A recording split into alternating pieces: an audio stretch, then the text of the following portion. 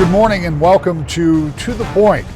This morning we'll take a look back at our town hall with Governor Gretchen Whitmer when she talked about the spread of the coronavirus and what the state is trying to do to combat it.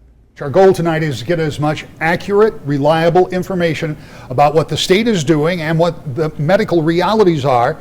And we want to get to your view. We want to get your phone calls, your video calls, your recorded messages. We'll be using all of that because the normal audience that we would have in the studio, just not possible for obvious reasons. This should be interesting. The questions were chosen based largely on the volume. Over 3,000 questions. The subjects that came up most often are the ones that we have tried to put into a question as we looked at your emails. Some will be more specific than others, and after the governor or the doctor answers such a question, I will attempt to broaden the topic to cover as many of your questions on that topic as possible. So the first topic tonight should not be surprising. It generated a lot of questions. Stay home, stay safe. So who should be staying home? Who can go to work? Our first question comes live right now from Kimberly. Kimberly Watt from Manton near Cadillac. Kimberly, what's your question for Governor Whitmer? Hi, yeah. Good evening, Governor Whitmer. As we're all aware, there's a lot of difference in opinion as to what's considered a critical employee. My question to you is, under your executive order, are cash advance businesses considered critical to life? And if so, are those employers required to provide PPE, being that the 6-foot rule can't be complied with? Kimberly, thank you so much for your question. I really appreciate it. I think that, in this unprecedented time, we are taking unprecedented actions, and naturally there is a lot of questions and there is a lot of gray area, and we're hopeful that people are able to do the right thing and it's clear, but I appreciate you asking the question. Let me first start with this. COVID-19 is a novel virus. It is a virus for which we are finding is incredibly contagious, and it is deadly. It also takes a long time to realize that it has actually been spreading. It's been spreading in our state much longer than we're even aware. The fact of the matter is there's no cure for COVID-19 and there's no vaccine for COVID-19. And so right now the most important tool that we have is the ability to keep it from spreading. And the only way we can do that is by not spending time in close contact. Now, this stay-home order was aggressive. It's maybe one of the most aggressive in the nation. But I have been seeing what the modeling shows. And as we see this exponential rise, we know soon our healthcare system will be overcome. And that's why this was so important. So what the order says essentially is that unless you are in a life-sustaining business, you should be home. You shouldn't be working. Businesses know that they should be closed if they are not in a life-sustaining. We have exempted banks. We have exempted credit unions because it's really important that people are able to get access to their resources when they go out and buy food, when they go and pick up their prescriptions.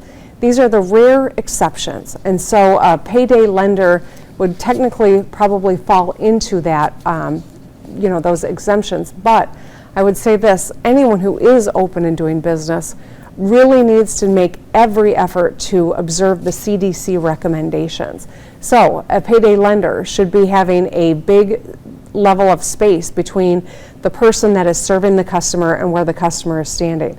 And we should never have customers, bunched up in a payday lender. We've seen in our grocery stores. I had a great conversation with the UFCW and Meyer this morning.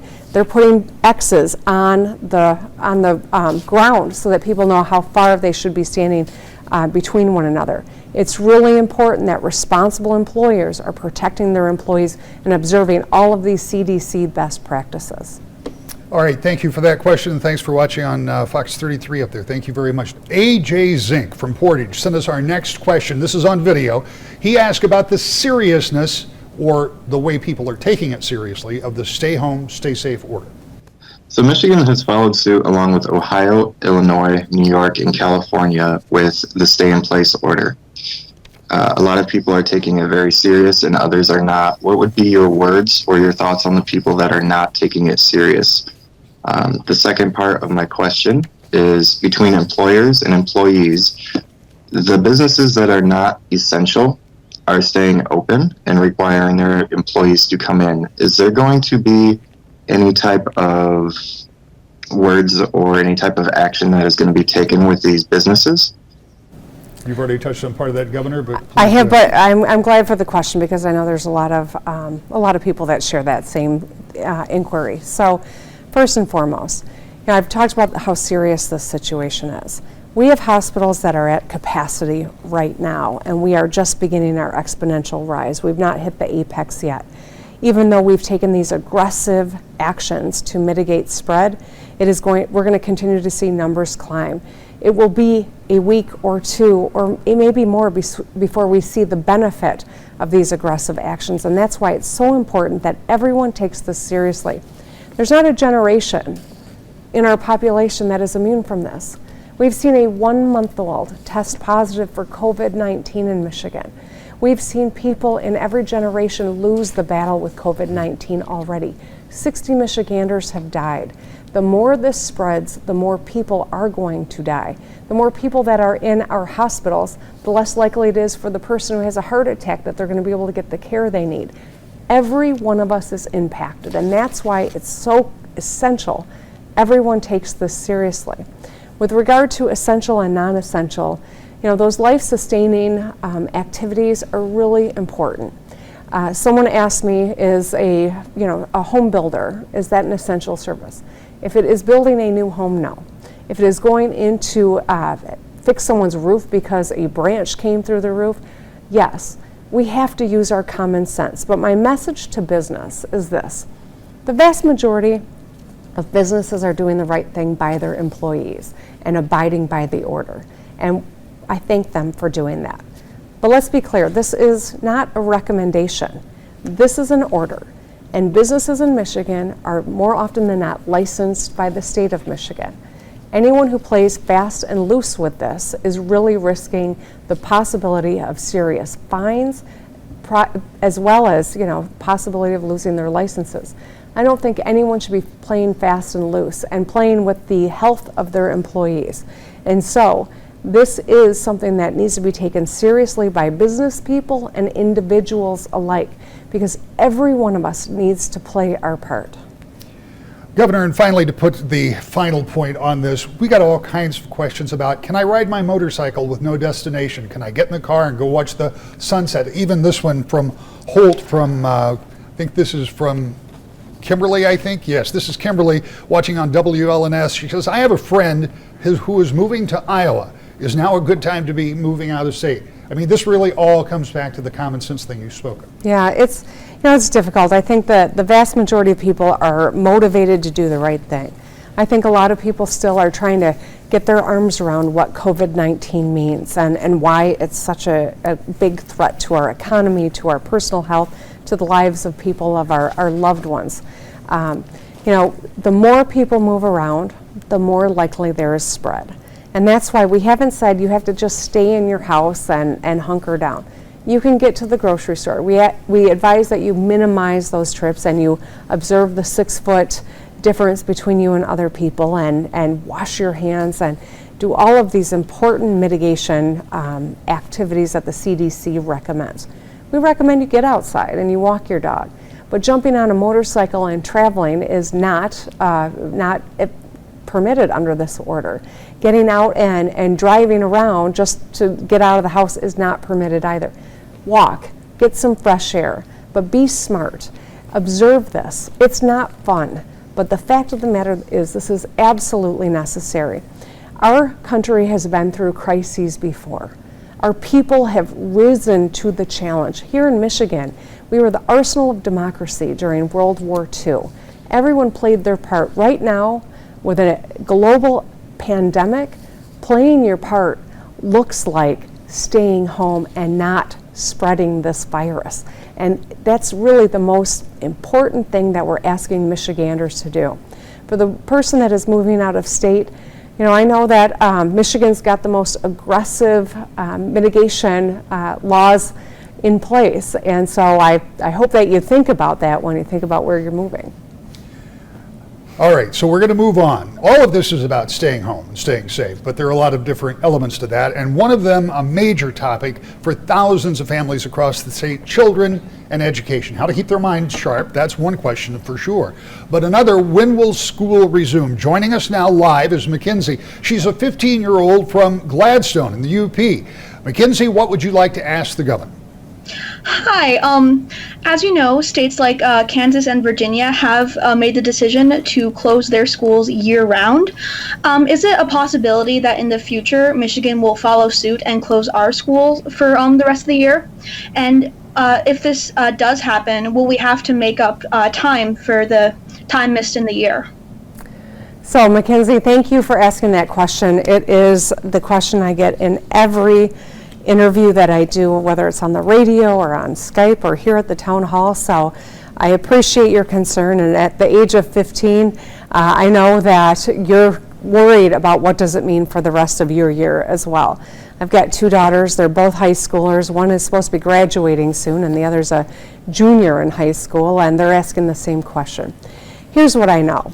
This virus is growing so quickly in Michigan that the facts and best practices are literally changing by the day.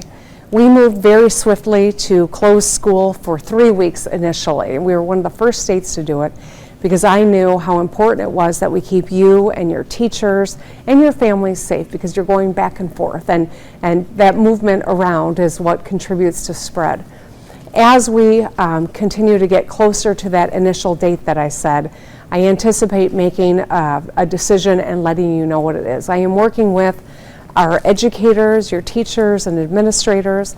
I'm working with the state legislature as well as the Michigan Department of Education to make sure that we put together a plan that really ensures you get the education you need but protects your health. And so I would anticipate you'll know probably in the next week or so what the rest of your school year looks like and what our plan is to make sure that you're going to still get the education that you need regardless of what that decision is. All right, Mackenzie, thank you for your question watching on WJMN tonight up in Marquette. Our next question about schools comes to us from Kelly Williams from Grand Rapids. I'm the parent of a 6th and 9th grader who haven't been super geeked about doing their school enrichment homework. My daughters have been more into art, crafts, reading, and outdoor activities, and let's be real, screen time. I'm not a teacher. I have chronic health issues, so this has been a little tough on me. But their school has been focused on their mental and physical health, which I appreciate, but my kids are A students, and I have concerns about them falling behind. Teachers are assuring us that they will meet the kids where they are when they come back to school, but I'm wondering when that will happen and the way COVID-19 is spreading. And so I'm wondering if you have plans to extend the current school year into the summer. So, Kelly, I appreciate your question. This is, the next obvious question to the Mackenzie's question. My kids are having too much screen time too, just so you know, we're in the same boat on that one. I want to make sure that our kids aren't forever behind because of this COVID-19. First and foremost, though, I want to make sure that they are healthy and that they are not exposed to this virus. This virus, as I've said, has hurt a lot of American kids. It spreads amongst all of us, but we've seen more American kids get hospitalized than any other nation. There are a lot of theories about why that is, and we're not going to go there now. But it truly is a risk for every one of us. And you said that you're medically compromised yourself, and so we want to make sure that it is safe for them to go back to school at the right time. But until then, what we're going to do is continue to work to ensure that your kids get the education and the support that they need so that they're not losing what they've gained this school year. So that whenever it is that they're back in, that they're prepared to take back up and to move on to the next grade. So these are all important components. Michigan has so many different districts with so many different assets and abilities because of just the difference in funding historically and resources. And so we've got to make sure we've got equitable solutions that ensures real education for all of our kids. And it's complicated, it takes time, but it is one of the most important things that we are working on right now. Governor, you talked about your kids. My kids are learning from their teachers even though they're out of school. We've talked about if schools are going to be called off for the rest of the year. Will you go back in the summer? But what about that work that's being done? Kristen wants to know about the work that's being done, and she's live from Wyoming. Kristen, what's your question for the governor? What is the plan to ensure our children receive the necessary education to prepare them for the next school year? Yeah, so Kristen, Kelly, and Mackenzie all are asking questions in the same subject with the same concern. And that concern is, how do we make sure that our kids have the education that they deserve, that they need, that is a birthright? COVID-19 is a global pandemic. It's something that none of us could ever have imagined that we would be here confronting this. I know that all of us with kids are mindful of how important it is to reassure our children in this time of incredible uncertainty and stress. And I thank you for making that a priority. It's hard for parents who are wondering, worried about what's going to happen with our kids and what is this experience going to mean for them. As we formulate the plan for our kids' education, all of these considerations are driving it. I can tell you this. It is our intention to make sure that our kids are safe, that they get the education remaining of this year that they need so that when school starts back up, whenever that is, that they haven't lost a single step, and that seniors graduate on time as they were supposed to, and that our juniors are ready to rise and to take the SAT. But there are many components, from the third graders who need to be able to read to all of the standardized testing that we're not doing. And so we're taking each of these issues one by one and working through a real plan that is going to meet the needs of our kids. It's one of, aside from the critical health issues that we are confronting right now, that is one of the top issues that we are spending our energy on, and we're going to have a plan that meets our kids' needs, and you'll be able to understand it within the next couple of weeks. When we come back, more of our town hall meeting with Governor Gretchen Whitmer as she talks more about the state's response to the coronavirus. To the Point. Welcome back to the Point. This past Thursday, Governor Gretchen Whitmer was here in our studio to do a virtual town hall. This morning, we're taking a look back at some of the highlights from that 1-hour program. Unemployment. We know that one of the obvious and unavoidable results of this stay-at-home, stay safe order was that we're going to be people that were going to be unexpectedly and immediately out of a job. And that is necessary, as you've pointed out throughout the first 40 minutes of this show, to try to keep the spread of this virus down. That means the unemployment system went to immediate hyperdrive, spiked by 2,100% at one point. And that's created some concerns for folks. One of the biggest questions we've heard, how those out of work are going to access the unemployment system. Keely Blanchard is an attorney from Greenville. She's live on Skype tonight for us. Keely, go ahead with your question for the governor. Governor Whitmer, I've been volunteering to try to help connect up our Montcalm County citizens to the resources that they need to survive. But one of the biggest challenges that I've encountered in trying to help people is that they've been unable to get through to the unemployment system, whether that be online or by phone, and they've struggled to get needed information from former employers who are now closed. What is the state doing to streamline this system so that people can get access immediately to desperately needed funds? Thank you, Keely, for the question. I appreciate that you are volunteering to help people. I think that's amazing. I will say, even on the hardest days, there are sources of inspiration. And there have been some hard days, and we've lost a lot of people already, and we know that we're going to continue on that trajectory for a while. Thank you for being that source of inspiration for me today. You know, when it comes to unemployment insurance, we've had a system that has been overwhelmed by the number of people that are seeking assistance because they are unemployed now. A lot of state systems have gone down completely. Ours is up, but it has certainly struggled. We recognize that. And that's precisely why one of the executive orders that I executed loosens up some of the restrictions that used to be there when you would apply for unemployment. And so having all of the employer's information immediately during the application is not a requirement in this moment. We recognize the stress, the hard, the difficulty of getting these pieces of information. And so we've taken pains to lessen the restrictions and make it easier for people. All right. We've already addressed this, but there's confusion. So I want to ask you about a big issue for people. Again, it has to do with the sacrifices that people are going to have to make during this spread of the coronavirus. Big issue, what to do about mortgages and rent payments. Is there any relief on that front? We know that there is, but I'm not sure people know exactly what it looks like. Our first question on the subject is a live phone call. This is Michelle Thornburg from Fenton, near Flint. Michelle, thanks, south of Flint, I should say. Thanks for joining us. What's your question for the governor? Good evening, Governor Whitmer. I want to thank you for your prompt response and transparency through the last few weeks. My question relates to mortgage and eviction notices. I would like to know, has there been any discussions about following guidelines similar to New York? Okay, well, thank you for the question. You're obviously someone that is well-versed in what is happening in New York and their guidelines. I am not, but I am going to be as a result of your question. I can tell you this, we have we've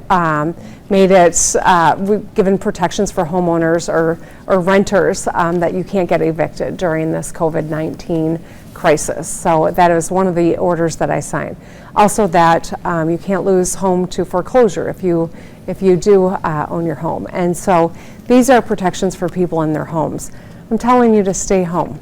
And I know that that means a loss of income for a lot of people. And we want you to stay home. And that's why these efforts to protect consumers in this tough time were so important. I will look into what they've done in New York that you referenced, and I will ask my team to consider if that's something that we should be doing here in Michigan as well. And I thank you for raising it. I want to talk about something that we haven't gotten to yet, and Doctor, I want you to weigh in on this too. We know that this is a serious physical health issue. We know a lot of the things that we need to do, and we have been talking about them. Both of you have talked about them extensively here.